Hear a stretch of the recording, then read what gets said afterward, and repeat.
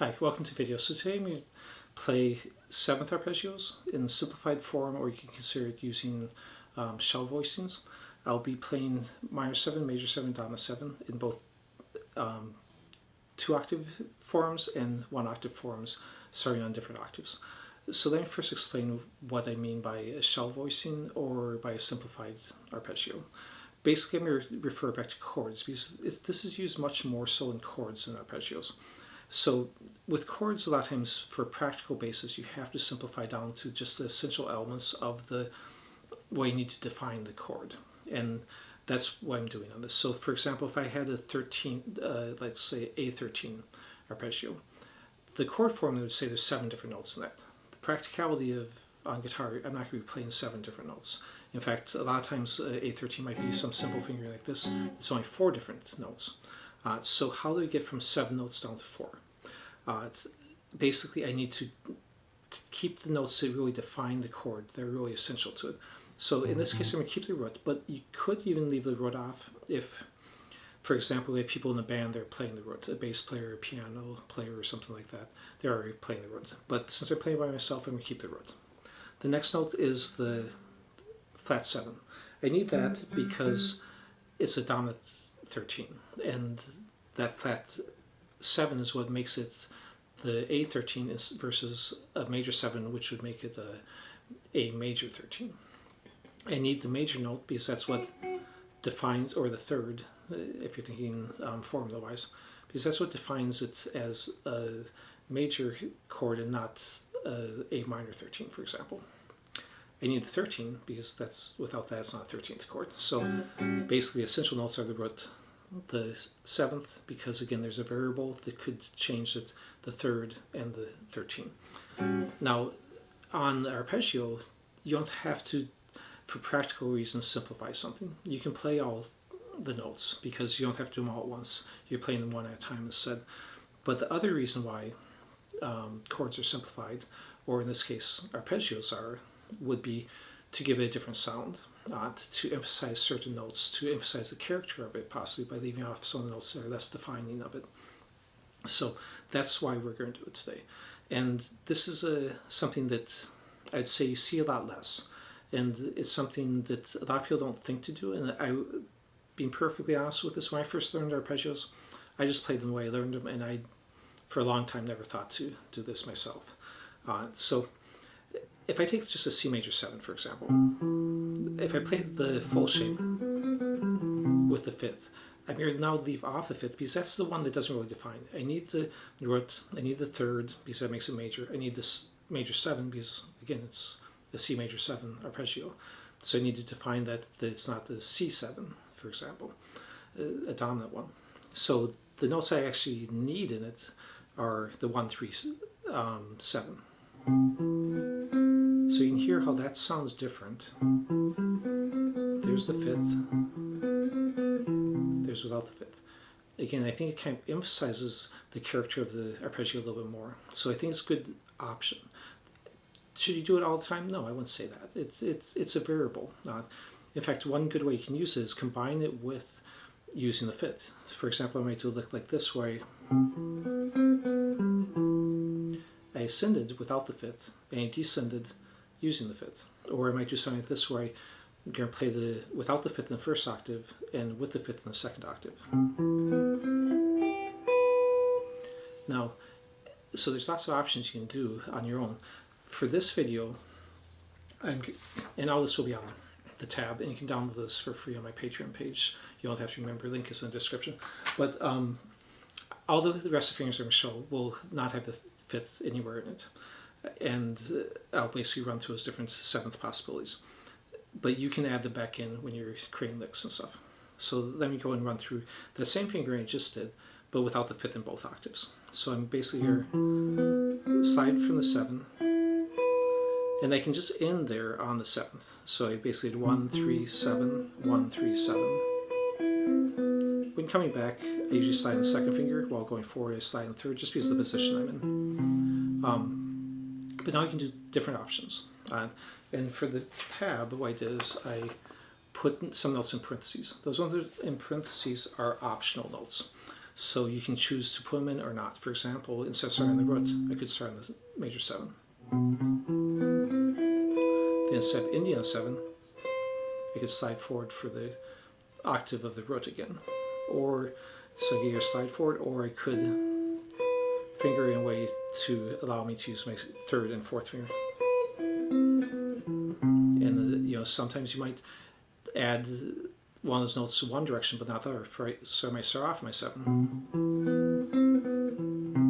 but then end on my root instead of ending on the 7. Another option when I get up to this top part, instead of sliding forward for that C note, I could reach backwards and get on the 1st string. Okay, and again, that will all be tapped out. So let me go ahead and show you the minor. Now I'm going to do this off of B. This is all in the key of C major, and you might think, so B normally would be a B minor 7 flat 5, but because I'm leaving off the 5th, I don't have to make it any different than my other minors. It can just be a B minor 7 because there's no 5th in it anyways. Now, when I notated these, I just wrote them all as the standard name, but all of them are with no 5th. So how I'm going to finger this, I'll start on the root again. Do the minor 3rd, go up to the octave. Now I could, just like before, I could reach down to get the octave here of the B note, or when I'm at this point, I could go forward to get there. And just like before, if I want to start on the 7th, I could do that. So again, different options. Now I'll go ahead and do the dominant 7. So that minor 7 I just showed will work on A minor, B minor, D minor, and E minor in the key of C. The major 7 will work on C and F major, and the G will be your dominant 7. So I could add in the 7th, but I'll go and start on the root first. And that's what I'd recommend is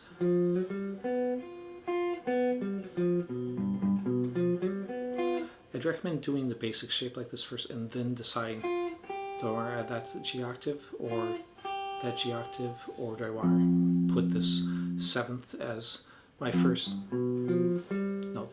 Now this, it doesn't really matter if you slide on the 3rd finger or a 2nd finger. Again, personal preference on what you like. So now I'm going to go ahead and jump to a higher octave, playing on the first few strings. So I'll go ahead and start with the major 7 again. This time I'll go into a F major 7. And then these next ones I'm going to play through the whole key, so you can see how it all lines up for the whole key. So if I start on the F, this time I'm actually going to just put, since there's fewer notes, I'm going to put in the optional start on the 7th and end on the octave. But you could leave those off. If I left them off, it'd just be 3, 7 like this. But with it in, it's going to be like this. I'm going to use my 2nd finger here so I don't have to slide forward. And then 1st finger. Now, if I was going to leave this off, then I would just roll the finger.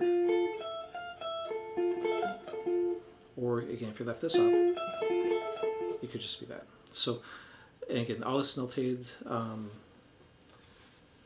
just like I'm saying, the ones in parentheses are the optional ones. So now we go back to E minor.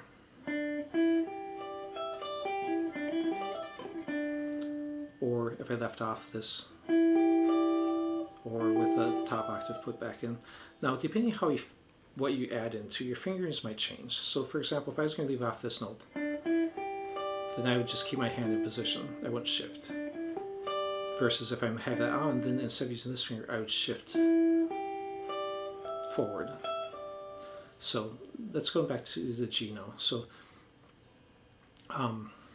so up here, I'm going to go ahead and start on the 7th, or flat 7, because it's dominant 7. Do the same thing I did in the major, using 1st, 2nd, 1st finger. Or if I left this off, then it'd make it easier. I could just roll it. But it's your choice. Now I'll go ahead and take those last ones. I'll play it through the whole key. I'll play it the way it's written, which is basically on these last 2 lines, starting on the C. But you could start on the B. You won't have to start on the C. So then I'll move up to D. Now the second, because I'm starting on 7th always, the second note is actually the root. Now we'll go up to E, then F, which we already did earlier, and then G, and then the A, which would be the same minor fingering, and then the B, which would be the same again. Okay, so let me just go and show you this. So basically I walked through everything we just did. The different examples, I specifically on some of these, like down here, showed the different fingerings possibilities, depending on which notes you had. So just like we talked about, and the bottom 2 lines are basically moving through the whole key. Okay, so I'm going to go ahead and leave it at that. If you have any questions, please leave a comment, and like always, please subscribe, like, leave comments. Any of this stuff helps me build my channel. I'm still trying to build it up to where I can get monetized at some point. So thanks for watching, guys.